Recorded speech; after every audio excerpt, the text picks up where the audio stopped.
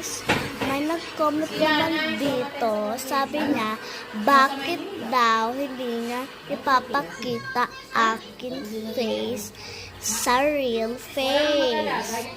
So guys, hindi ko namin papakita. Kasi papakita na nga sa video. Ito na po, napakita na ako ng face kasi kaya ko hindi pa nakita. Kaya papakita natin yung kapitbahay namin. So, tingnan mo na sa akin YouTube. So guys, papakita natin itong bahay namin. So, bye!